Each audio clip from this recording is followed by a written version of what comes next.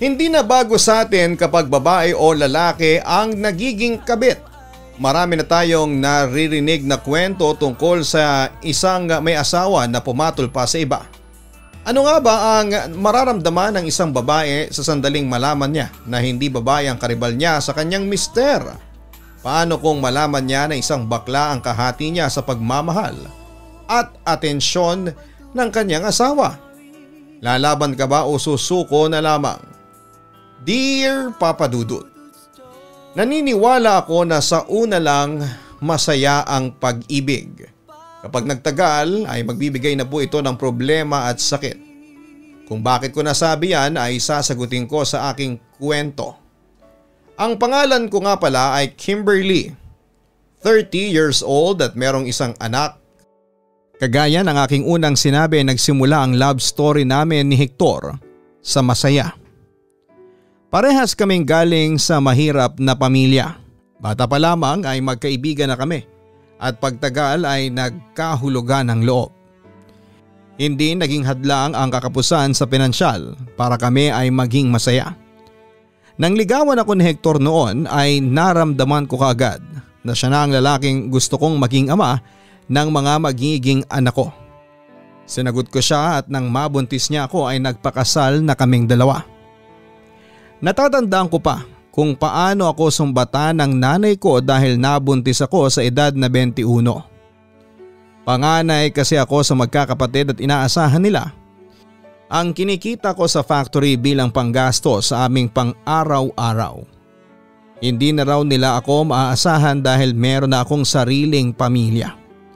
Bumukod na ako sa pamilya ko at sumama kay Hector. Natatandaan ko na sobrang simple ng kasalan naming dalawa.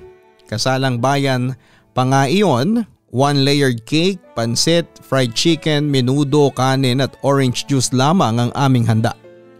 Yung wedding gown na ginamit ko ay hindi ko gusto ang design pero dahil yon ang pinakamura ay yon ang inarkila namin. Sa awa ng Diyos, nakaraos kami sa araw ng aming pag-iisang dibdib. Kahit pangarap ko talaga ang isang engrandeng kasal ay sinabi ko na lamang sa aking sarili na hindi na mahalaga kung magarbo o simple ang kasal dahil ang totoong hamon sa mag-asawa ay mangyayari pagkatapos ng kasal. Sayang ang engrandeng kasalan kung maghihiwalay din pala kayo. Ganon ang iniisip ko para hindi masyadong sumama ang aking loob. Tumira kami ni Hector sa isang maliit na apartment na may isang kwarto. Factory worker din siya kagaya ko. Alam ko na hindi gaano kalaki ang sweldo niya. Sa mga unang buwan ng aking pagbubuntis ay patuloy akong nagtatrabaho upang makadagdag sa aming ipon para sa aking panganganak. Nasaid talaga kami ng dahil sa aming pagpapakasal. Nang ilang buwan na lamang ay kabuuan ko na ay kinailangan ko nang huminto sa pagtatrabaho dahil delikado na para sa aking pagbubuntis. Ang perang naipon ko ay napunta sa mga gamit ng baby at check-up. Nahirapan tuloy si Hector dahil mag-isa na lamang siyang nagtatrabaho para sa amin. Ngunit kahit nakikita kong nahihirapan ang asawa ko ay hindi niya yon sinasabi sa akin. Hindi siya dumadaing kahit ramdam ko na gusto na niyang sumuko. Isang malaking problema ang nangyari ng mga anak ko. Sumailalim ako sa emergency cesarean section. Hindi kami naging handa pagdating sa pera dahil inakala namin ni Hector na normal delivery lamang ang mangyayari sa akin. Iniisip ko na magtatagal kami ng anak namin sa ospital dahil hindi namin alam kung paano mababayaran ang mga bills ko sa ospital. Pero nagulat ako nang sabihin ni Hector na uuwi na kami kasama si baby. Seryoso ka ba, Hector? Makakauwi na kami? Hindi makapaniwala kong tanong sa aking asawa. Oo, nabayaran ko na ang lahat ng dapat nabayaran. Sa bahay ka na magpagaling ng tahi mo. Ginawan ko talaga ng paraan kasi alam kong nai-stress ka habang tumatagal ka rito sa ospital. Nakangiting tugon naman ni Hector. Saan ka kumuha ng pambayad? Alam ko na sa sobrang laki ng bill natin dahil sa cesarean na ito. Nagnakaw ka ba, Hector? Magsabi ka sa akin ng totoo. Nababahala kong sambit. Kapag babagong panganak ay nagiging OA talaga, natatawa niyang biro. Sa tingin mo ba ay magagawa kong magnakaw, Kimberly? Mahirap ako pero hindi ako pinalaki ng nanay at tatay ko para maging kriminal. Nangutang ako sa supervisor namin, naawa siya sa akin kaya hindi na niya tinubuan pa. Dugtong na paliwanag ni Hector. Nawala ang kaba ko sa mga sinabi ng asawa ko, Papa Dudut. Naniniwala ako na hindi mula sa masama ang perang ginamit niya na pambayad sa hospital bills. Masaya ako kasi nakauwi na ako ng araw na yon. Sinabi ko sa aking sarili na sa sandaling makabawi ako ng lakas mula sa panganganak ay babalik ako sa pagtatrabaho para matulungan si Hector sa pagbabayad ng utang namin sa supervisor nila. Hiniram muna namin ang kapatid na babae ni Hector na 18 years old para meron akong kasama habang hindi pa magaling ang tahi ko sa tiyan. Hirap pa rin kasi akong kumilos at hindi mabuti. Nawala akong kasama sa apartment habang nasa trabaho si Hector. Mahigit 4 na buwan din namin kasama ang kapatid ni Hector at kahit papaano ay nagbibigay kami sa kanya. Ilang buwan na lang at first birthday na ng anak namin. Nalulungkot ako kasi hanggang sa panahon na yon ay hindi pa namin siya napabibinyagan dahil sa kapos kami sa budget. 1 taon na pala si baby sa susunod na buwan. Hindi pa rin natin siya napapabinyagan. Paalala ko kay Hector habang magkatabi kaming nakahiga. Pagsabay na lang natin ang celebration ng birthday at binyag ni baby para makabawas tayo ng gasto sa handa. Ano sa tingin mo? Ang turan pa ni Hector. Maganda nga yun. Isahing handa na lamang natin. Pero may pera ba tayo? Ubos na ang naipon natin. Ang sabi ko. Huwag kang mag-alala, Kimberly. Ako ang bahala. Gagawa ko ng paraan. Tugon pa niya sa akin. Umasa ako sa sinabi ni Hector pero ang nasa isipan ko ay hindi magiging magarbo ang binyag at birthday ng aming anak. Kaya sobra akong nagulat nang malaman na marami kaming pagkain na ihahanda para sa araw na iyon. May 2-layered cake, 1 buong lechong baboy at kung ano-ano pa. May mga lobo at halos lahat ng katrabaho ni Hector ay imbitado. Ang dami tuloy tao sa harapan ng aming apartment. Mabuti at mabait ang may-ari dahil pinayagan kami na gamitin ang malawak na space sa harapan ng apartment. Inakala ko na hindi magiging ganong kabongga ang araw na yon kaya pamilya ko lamang ang aking inimbita. Akala ko ba ay wala kang pera, Kimberly? Ganito bang walang pera? Ang daming handa. Madamot ka na ngayon ha? Nangingi ako sa iyo nung isang araw ang sabi mo ay wala kang pera. Bulong ng nanay ko sa akin. Nanay, wala po talaga akong pera. Kahit ako ay nagugulat sa mga handang meron kami. Siguro po ay umutang si Hector. Tugon ko sa nanay ko. Ang damot mo pa rin. Kahit anong sabihin mo. Irap ni nanay sa akin. Ipagtabi mo ko ng ulo ng lechon na akin yon, iuuwi ko. Dugtong niya bago ito iniwanan. Medyo sumama ang loob ko sa nanay ko sa mga sinabi niya sa akin, Papa Dudut. Ngunit mas masama ang loob ko kay Hector dahil hindi niya sinabi sa akin na magiging ganon kagarbo ang handa namin. Hindi sa ayoko na magkaroon ng maraming handa ang aming baby, Papa Dudut. Sama lang ang loob ko sa aking asawa dahil nagmukha akong tanga sa araw na yon. Sana man lang ay naisip niya na asawa niya ako. Dapat ay ipinapaalam niya sa akin kung saan siya kumukuha ng pera para sa okasyon na yon sa buhay ng anak namin. Hindi naman siya matanong dahil marami pang bisita. Ayokong sirain ang araw na yon. Ipinakilala ako ni Hector sa mga katrabaho niya. Nakilala ko ang lalaking supervisor niya sa trabaho. Kaya nang makita ko na mag-isa ang supervisor nila ay lumapit ako at kinausap ko siya. Sir, maraming salamat po sa pagpapahiram ninyo ng pera kay Hector noong nanganak ako. Napakalaking tulong po niyon sa amin. Pagpapasalamat ko sa kanya. Kumunot ang noo niya at parang nagtataka. Anong sabi mo? Umutang si Hector sa akin ng pera? Ulit niya sa sinabi ko. Opo, ang sabi niya kasi sa akin ay sa supervisor niya sa trabaho siya ng hiram. May iba pa po bang supervisor si Hector? Naguguluhan kong tanong. Ang iniisip ko ay baka maling tao ang napasalamatan ko. Ako lang ang supervisor ni Hector sa linya namin. Saka hindi nangutang si Hector sa akin. Wala akong natatandaan na may utang siya sa akin kahit piso. Natatawa pa niyang sagot. Nang malaman kong nagsinungaling si Hector tungkol sa pinagkunan niya ng pera noong nanganak ako ay mas lalong sumama ang loob ko sa kanya. Gigil akong kausapin siya pero masyado pang maraming bisita. May mga dumarating pa kahit na gabi na. Inayos ni Hector ang lamesa at mga upuan sa harapan ng bahay.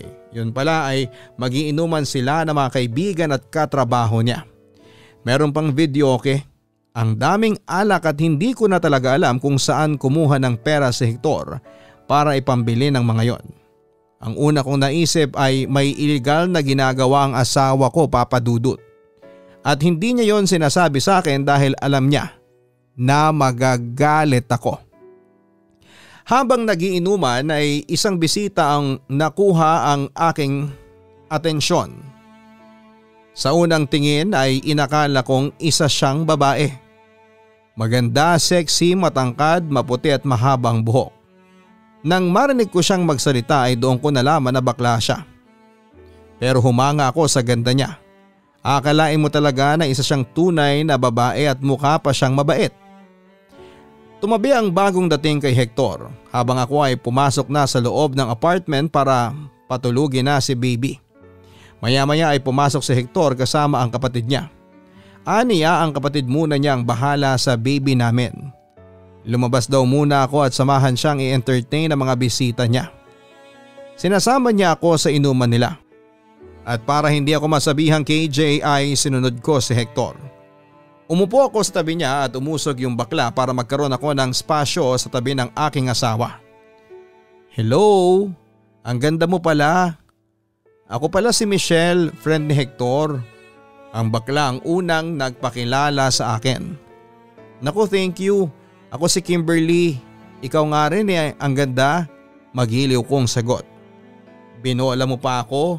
FYI, baka nalilito ka ha, hindi ako girl. Natatawa niyang pag-amin. Dahil sa puro lalaki ang kainuman namin ay kaming dalawa lang ni Michelle ang naging magkakwentuhan. Magaan ang loob ko sa kanya, Papa Dudut. Masaya siyang kausap kaya tawa ako ng tawa sa mga sinasabi niya. Aniya ay dati raw siyang entertainer sa Thailand at nang makaipon ay pinagawa na niya ang lahat-lahat sa kanya para maging isang ganap na babae. May spa business siya at bukod doon ay meron din siyang farm sa probinsya. Naisip ko na sobrang yaman ni Michelle. Lahat na pala ay nasa iyo, Michelle. Humahanga kong sambit. Hindi rin. Wala pa sa akin ang lahat. Malungkot nga ako kasi 30 na ako pero wala pa rin akong jowa. Malungkot niyang sabi. Sa ganda mong yan, wala ka pang boyfriend? Hindi makapaniwalang tanong ko. Yes, may gusto ako pero hindi na siya pupwede. Taken na. Naku, itagay na lang natin ang kawalan ko ng jowa, ang sabi pa ni Michelle. Napansin ko na kapag tinatagayan ako ni Michelle ay sobrang dami ng alak na inilalagay niya sa shot glass. Pero hindi ko yon binigyan ng ibang kahulugan. Ang sabi ko pa ay walang problema kahit malasing ako dahil may nagbabantay sa anak ko. Saka minsan lang ang ganong okasyon kaya dapat ay sinusulit ko na. Halos madaling araw na ay nasa inuman pa rin kami. Nagpaalam si Michelle sa akin na makikigamit ng CR. Meron kaming sariling CR sa unit namin pero itinuro ko sa kanya yung common CR na mas malapit. Pero ipinilit niya na sa CR sa unit namin magbanyo kaya hinayaan ko na lamang siya. Paglingon ko sa kinakaupuan ni Hector ay wala pa rin siya doon. Nang tanungin ko ang katabi niya ay hindi raw nito alam. Hindi nagtagal ay bumalik na rin si Michelle at nakita ko na kasunod niyang lumabas ng apartment namin si Hector. Nagkaroon ako ng masamang kutob pero agad din niyong nawala dahil naisip ko na hindi papatol si Hector sa kagaya ni Michelle. Sobrang imposible yon. Kilala ko ang asawa ko, Papa Dudut, at hindi siya ganon. Kinabukasan matapos ang birthday at binyag ng baby ko ay doon ko na kinausap si Hector. Sinabi ko sa kanya na nakausap ko na ang supervisor niya at sinabi nito na wala siyang utang doon. Tinanong ko rin siya kung saan niya kinuha ang perang ginamit niya sa mga inihanda namin. Pero panayang iwas niya sa akin, Papa Dudut. Katwiran pa niya ay nagpasalamat na lang sana ako kasi nairaos namin ng maayos ang binyag at birthday ng anak namin. Kaya lang ay hindi yon pwede sa akin. Nagmumukha akong tanga sa ginagawa niyang paglilihim sa akin. Hector, asawa mo ko. Sinasabi mo sa akin dapat lahat. Umamin ka nga sa akin. Nagbebenta ka ba ng ipinagbabawal na gamot kaya ang dami mong pera? Pasigaw na tanong ko sa kanya. Wala akong pakialam kahit pa naroon ang kapatid niyang babae. Hindi ako pusher, Kimberly. Maging masaya ka na lang kasi may pinagkukunan ako ng pera. Bulyaw pa niya sa akin. Sa gitna ng pagsisigawan naming mag-asawa ay lumapit sa amin ang kapatid ni Hector habang buhat ang anak ko. Ate, kuya, okay lang ba si baby para kasing kulay blue ang labi at kuko niya? Kinakabahan na sabi niya sa amin. Nawala ang galit ko para sa aking asawa at napalitan niyo ng pagkataranta at kaba para sa itsura ng anak ko. Hindi ko alam kung namumutla ba siya o ano pero parang asul nga ang labi at kuko ng anak ko. Agad naming dinala ang anak ko sa ospital. Sinamahan ako ni Hector na kagaya ko ay natataranta na rin matapos ang ilang test sa baby namin. At sinabi ng doktor na may congenital heart disease ang anak namin ni Hector. Meron siyang buta sa puso at kinakailangan itong operahan at sumailalim sa gamutan. Tinakasan ako ng lakas ng sandaling yon, Papa Dudut. Wala akong kaalam-alam sa kondisyon ng anak ko. Sinisisi ko pa ang sarili ko dahil noong ipinagbubuntis ko siya ay maraming beses akong hindi nagpunta sa aking check-up dahil sa kakapusan ng pera. O baka may ginawa ko habang nasa tiyan ko siya na naging dahilan para magkaroon ng problema ang puso ng anak ko. Yun na ang pinakamatinding dagok sa buhay ko na naranasan ko, Papa Dudut. Matatanggap ko pa kung ako ang nagkaroon ng sakit. Pero hindi ang aking anak. Masyado pa siyang bata. Mas lalo pa akong namroblema nang malamang kung gaano kalaki ang kailangan naming pera para sa operasyon at gamutan. Hindi ko alam kung saang sulok ng mundo ko hahanapin ang ganong kalaking pera, Papa Dudut. Kung ako ay natataranta kung saan kukuha ng pera ay kabaliktaran ako ni Hector. Hindi ko siya kinakitaan ng pagkabahala nang sabihin sa amin kung magkano ang aming kinakailangan. Hector, saan tayo kukuha ng pera? Wala akong mahihiraman sa mga kakilala ko kasi kapos na rin silang lahat kagaya natin. Paano na ang anak natin? Umiiyak kong tanong sa aking asawa. Ako nang bahala. May pagkukunan ako ng pera. Huwag ka na mag-isip ng kung anong ano dyan. Tugon pa ni Hector. Saan ka ba kasi kumukuha ng pera? Sabihin mo na sa akin. Huwag mo nang alamin. Ang importante ay maoperahan ang anak natin. Mabubuhay siya ng mas matagal. Sigaw pa ni Hector. Umalis si Hector ng bahay namin ng araw na yon, Papa Dudut. 2 araw siyang nawala at pagbalik niya ay may dala na siyang pera para sa operasyon ng anak namin. Hindi muna ako nagtanong at nagsalita, Papa Dudut. Hinayaan kong kumilos si Hector. Naoperahan ang baby namin at naging successful ang operasyon sa kanya. Pero kailangan pa rin namin ng pera para sa kanyang gamutan. Nagtaka ko kasi meron pa ring budget si Hector para sa gamutan ng aming anak. Hindi ko talaga mapiga si Hector para sabihin sa akin ang totoo. Palagi niyang sinasabi sa akin na wala akong dapat na ikabahala dahil wala siyang ginagawang labag sa batas. Hindi raw siya gagawa ng iligal para lamang magkaroon ng perang ipanggagamot sa aming anak. Sumuko na ako sa pagtatanong kay Hector. Naniwala ako sa kanya na hindi sa masama niya kinukuha ang perang ginagamit niya para sa gamutan ng anak namin. Nagpapatuloy pa rin siya sa pagtatrabaho sa factory habang ako ay hindi na nakabalik pa sa aking trabaho dahil mas pinili ko na ako na mismo ang mag-alaga sa aking anak. Mas kailangan niya ang aking kalinga lalo na sa kondisyon ng kanyang puso. Hanggang sa magtatatlong taon na ang anak ko ay tuloy pa rin ang gamutan niya. Sa 3rd birthday niya ay marami na namang handa. Ganon din noong 2nd birthday niya at lahat ng yon ay dahil kay Hector, Papa Dudut. Sa celebration ng third birthday ng anak ko ay naroon muli si Michelle. Natuwa ako kasi nagkita kaming muli. Wala kasi siya noong second birthday ng anak ko kaya matagal bago kami muling nagkita. Meron ulit inuman. Natawa pa nga ako kasi kami ulit ang magkatabi sa upuan. Kwentuhan ulit kami ni Michelle. Wala pa rin daw siyang boyfriend pero happy siya kasi nadagdagan ng branch ang spa niya. Ganon nga daw siguro kapag swerte sa negosyo ay malas naman sa love life. Matagal na ba kayong magkakilala ng asawa ko? Tanong ko kay Michelle. Oo, nakatawang sagot niya. Talaga? Paano pala kayo nagkakilala ni Hector? Hindi ko kasi naitanong sa inyo nung nandito kayo ang sabi ko pa kay Michelle. Magkababata kami, lalaki pa ako noon tapos kaibigan na niya ako. Nagkita ulit kami 5 years ago at nagulat siya kasi babae na ako. Ayaw niya na ang kaibigan niya na Michael ay Michelle na ngayon. Nakatawang sagot pa ni Michelle. Sa naging sagot ni Michelle ay alam ko na nagsisinungaling siya, Papa Dudut. Magkakilala na kami ni Hector noong mga bata pa kami at wala akong natatandaan na nagkaroon siya ng kaibigan na Michael ang pangalan. Kung ano ang dahilan niya sa hindi niya pagsasabi ng totoo ay wala po akong ideya ng sandaling yon. Bigla tuloy ako nagkaroon ng pagdududa kay Michelle. Hindi ko pinapahalata yon sa kanya. Umikot ang tagay hanggang sa mapansin ko na sinadya ulit ni Michelle na taasan ang tagay kapag ako na ang iinom. Ang hinala ko ay nilalasing niya ako kaya kapag may pagkakataon ay pasimple kong itinatapon sa gilid o likuran ko ang alak at nagkukunwari akong umiinom. Maya-maya ay tumayo si Hector at pumasok sa loob ng aming apartment. Sumunod na nagpaalam si Michelle na gagamit daw ng banyo.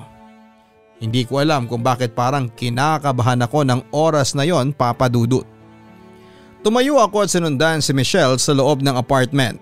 Wala ko nakitang tao sa loob, ang anak ko ay nasa labas kasama yung kapatid ni Hector. Nagtaka ako kasi alam ko na pumasok si Hector at Michelle sa aming apartment kaya bakit kahit isa sa kanila ay wala doon. Doon ako nagkaroon ng hinala na pareha silang nasa loob ng banyo. Matyaga ako naghintay sa labas ng banyo kahit medyo nahihilo ako dahil sa alak. Halos 10 minuto ang lumipas bago bumukas ang pinto ng banyo at doon ay nakita ko sina Hector at Michelle na magkasabay sanang lalabas kahit sila ay nagulat nang makita nila ko. Hindi ako tanga para hindi malaman ang ginawa nila sa banyo. Nagdilim ang paningin ko at hinablot ko ang buhok ni Michelle. Sinabunutan ko siya sa sobrang galit ko ng oras na yon. Napaupo pa nga si Michelle sa sahig ng banyo. Kinuha ko ang isang timbang may lamang tubig at ibinuhos ko yon sa kanya.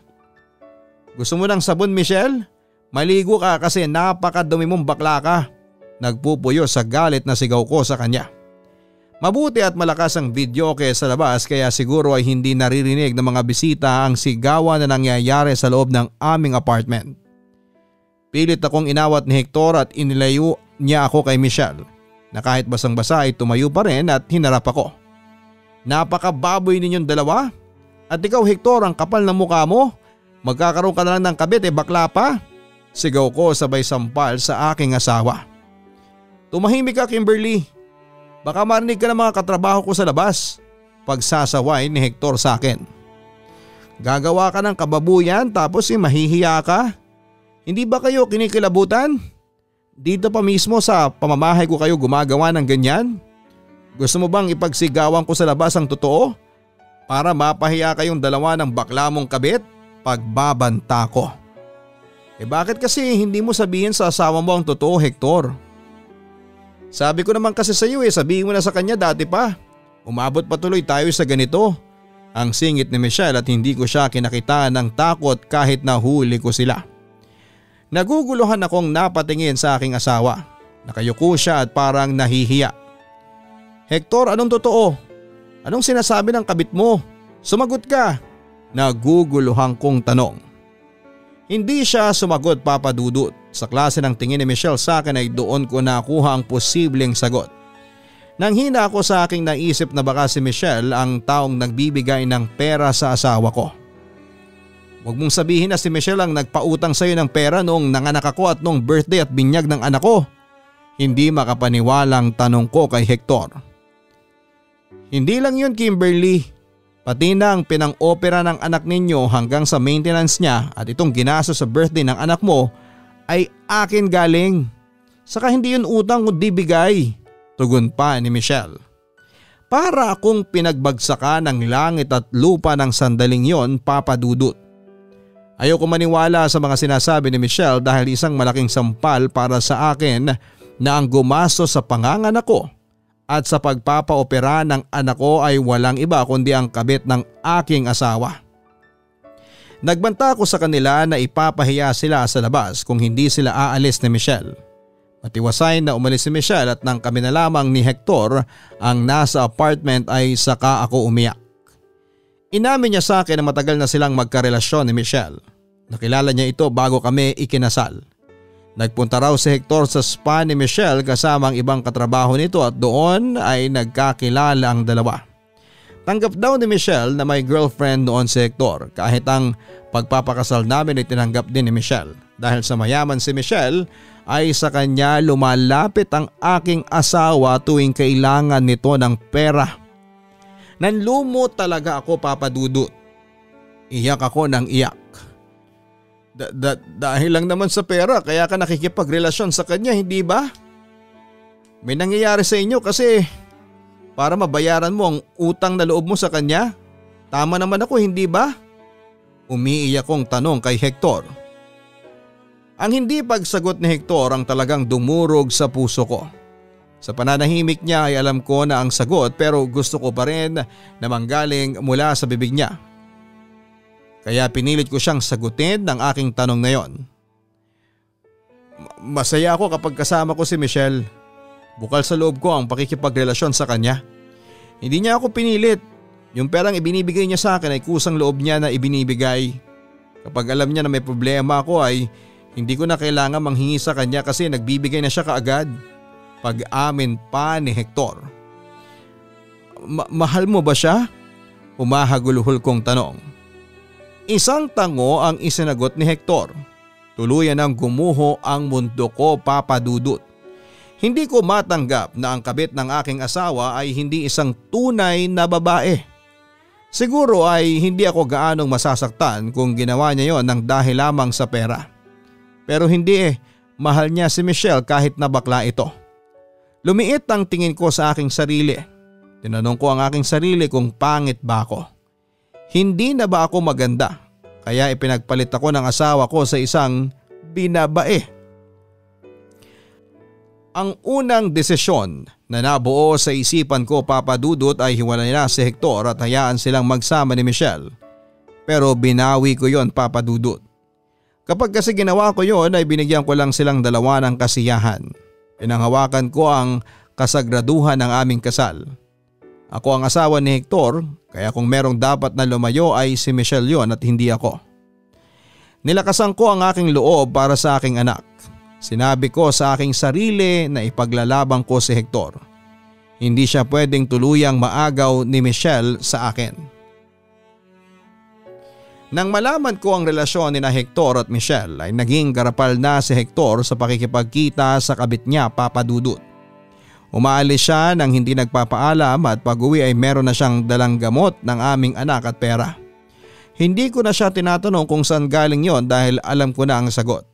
Tinis ko ang pakikipagkita ng aking asawa sa kabit niya. Ang iniisip ko ay ang aking anak. Kailangan namin ng pera upang ipagpatuloy ang gamutan niya. Kahit sobrang sakit ay ipinipikit ko na lamang ang aking mata. Iniiyak ko na lamang ang lahat kapag mag-isa na ako. Simula nang malaman ko ang sekreto ng aking mister ay nagkaroon na ng malaking lamat ang aming pagsasama. Magkasama nga kami sa isang bubong pero parang hindi naman nakikita ang isa't isa. Hindi kami nagkikibuan at nagpapansinan. Ayoko siyang kausapin dahil alam ko na puro masasakit na salita ang lalabas sa aking bibig. Minsan habang magkatabi kami sa higaan ay tila biglang nag-init si Hector. Niyakap niya ako at hinalikan sa labi ko. Iniisip ko na hindi maganda na matagal kaming magkaaway ni Hector. Sinubukan kong gumante sa yakap at halik niya pero nang bigla kong maisip ang mga bagay na maaaring ginagawa ni na Michelle at Hector ay bigla akong nandire sa aking asawa. Itinulak ko siya at napaiyak ako kasi naramdaman ko ulit ang labis na sakit. Hindi ko na kayang sumiping sa iyo. Nakakadiri ka, Hector. Umiiyak na sabi ko sa asawa ko. Walang nakakadiri na magmahal ng isang bakla, pangangatwiran pa niya. Tama ka, walang nakakadiri para sa isang lalaki na magmahal ng bakla. Nandidiri ako sa iyo dahil kahit may asawa ka na ay nagawa mo pang maghanap ng iba, galit kong sabi. Kung hindi ko nakilala si Michelle, baka wala ng anak natin. Hanggang ngayon ay siya pa rin ang gumagaso sa gamutan ng anak natin, Kimberly. Pagturan pa ni Hector. Sa sinabing yun ni Hector ay gumawa ako ng paraan upang malaman kung saan nakatira si Michelle. Nang minsang umalis si Hector ay sinundan ko siya. Pinagbantay ko muna sa mag-asawa sa kabilang unit ang aking anak. Doon ko nalaman na sa isang malaking bahay pala nakatira si Michelle. Muli akong nakaramdam ng panliliit, Papa Dudut. Hindi ko kasi kayang mabigyan si Hector ng ganong kalaking bahay.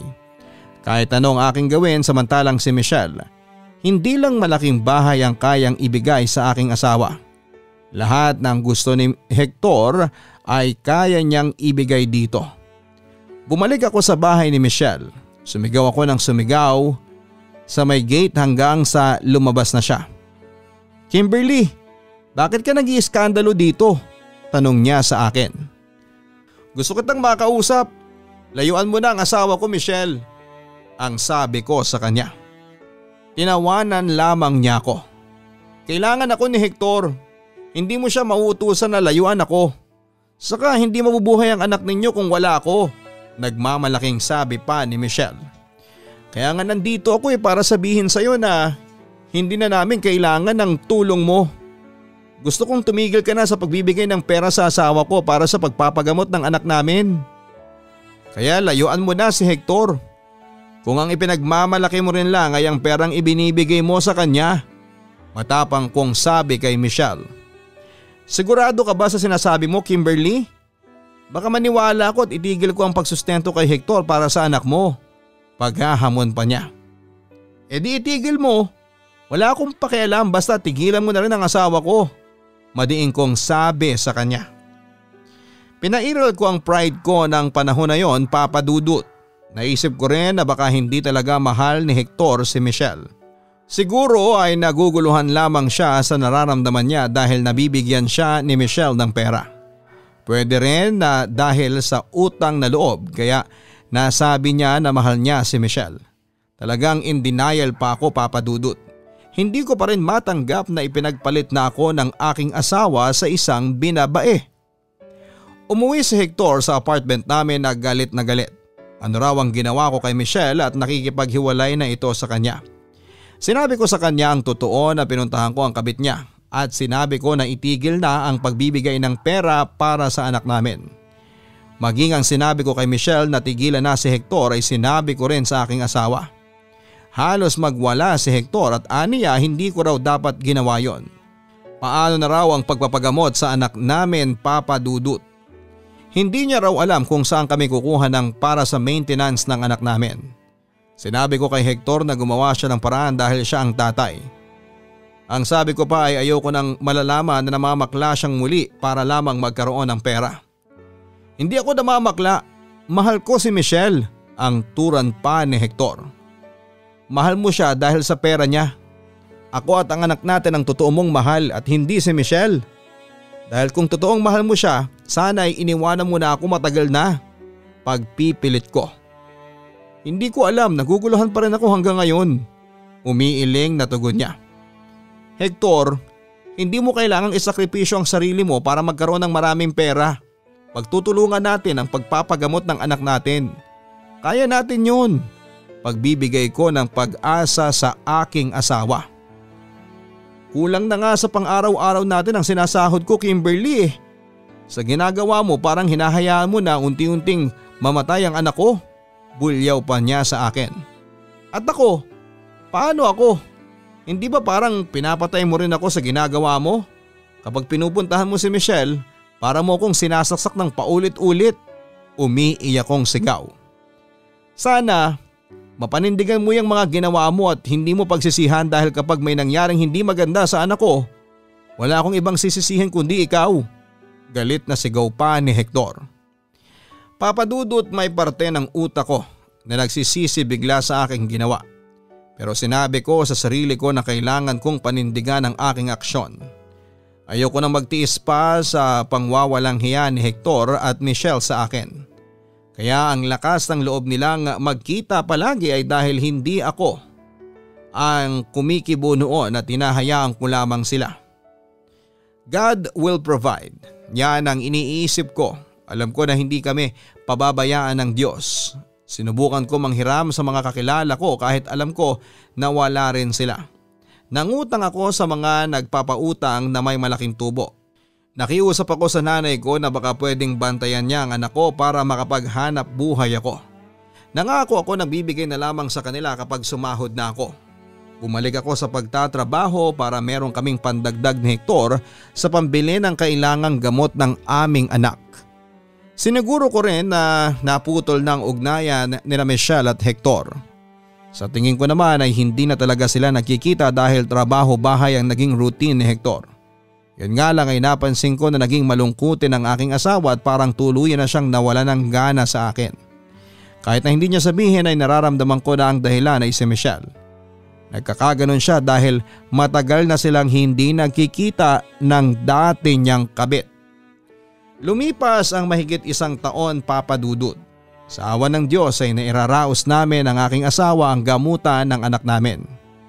Yun nga lang ay maraming pagkakataon na talagang kinakapos. Kaya naman nauuwi sa pangungutang.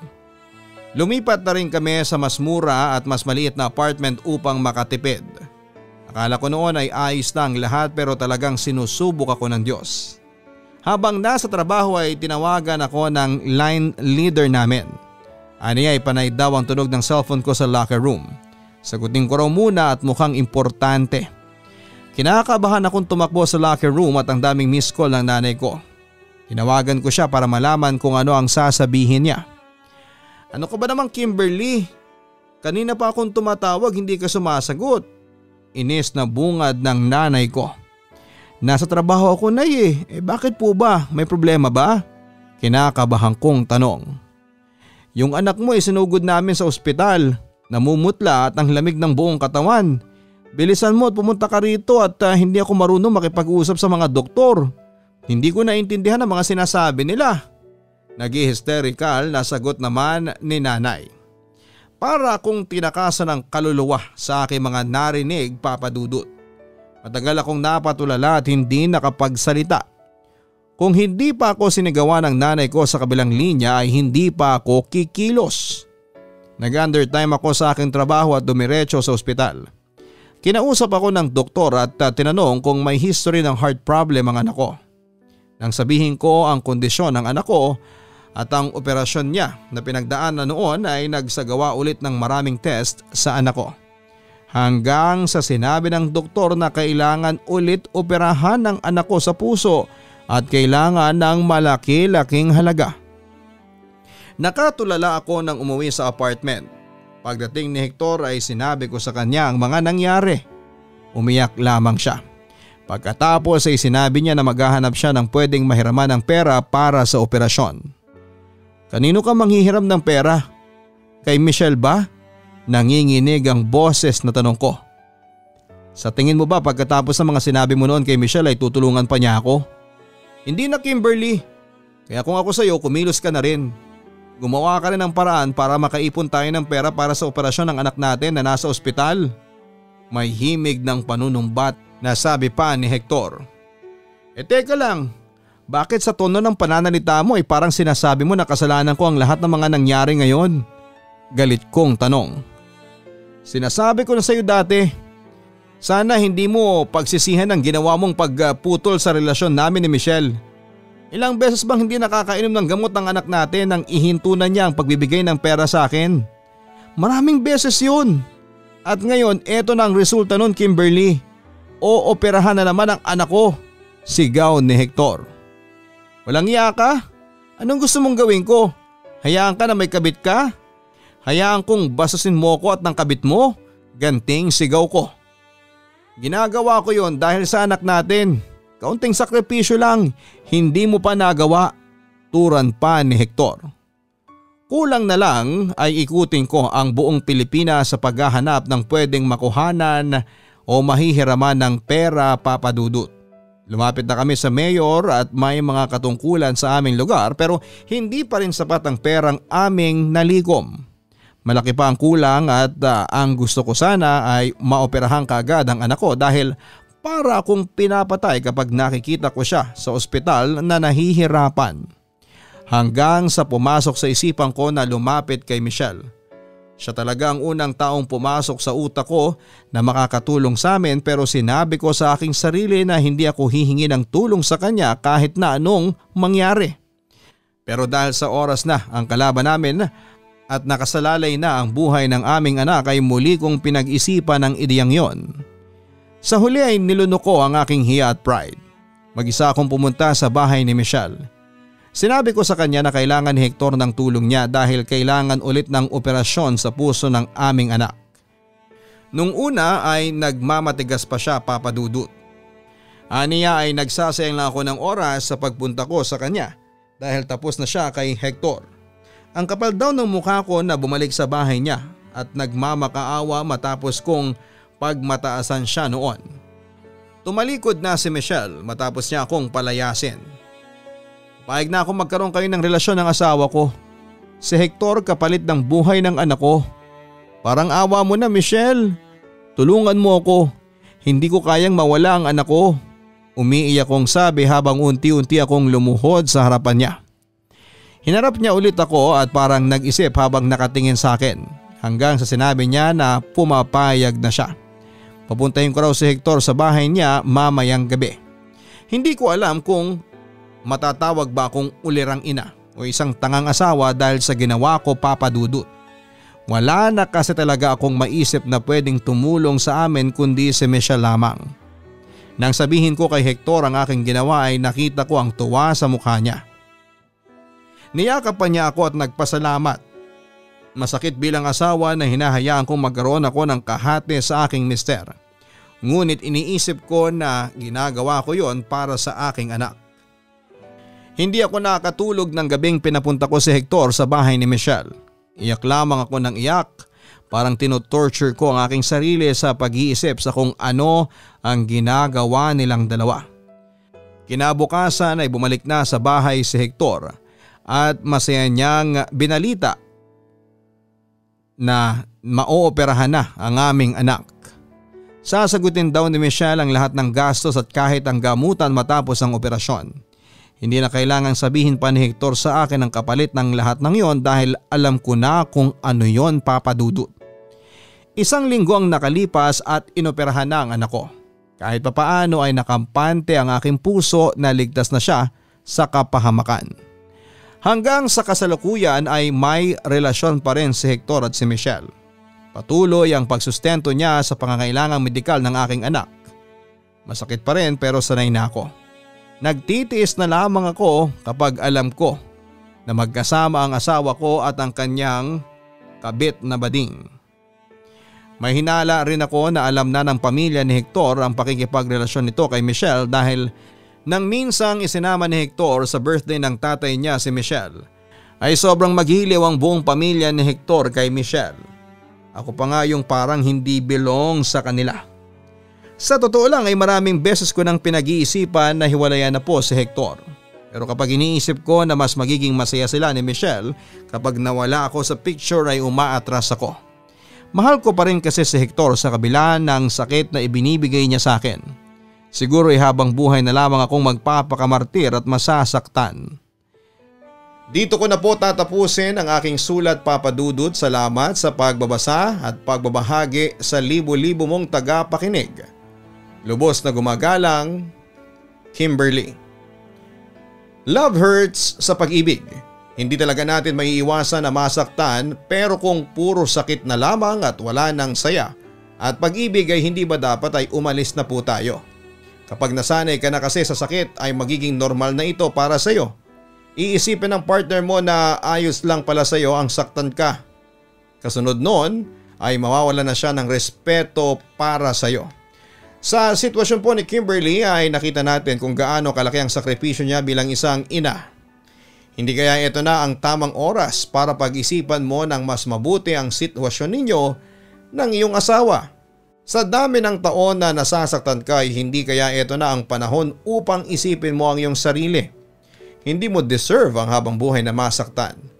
Deserve mo ang magmahal at magmahal ng walang kahati. Hanggang sa muli, ako po ang inyong Papa Dudut.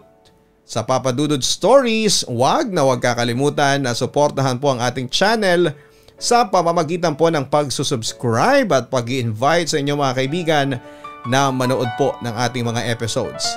Maraming salamat po sa lahat ng mga OFWs na suki natin sa ating programa. Napabasa ko po ang inyong mga komento. Ang buhay ay mahiwaga, laging may lungkot at saya. Sa Papa Dudut Stories, laging may karamay ka.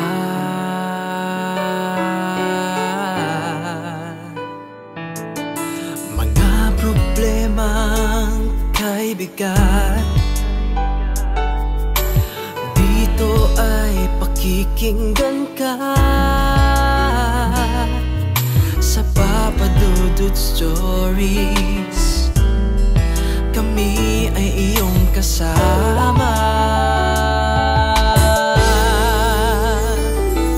Dito sa Papa Dudut Stories, ikaw ay hindi nag-iisa.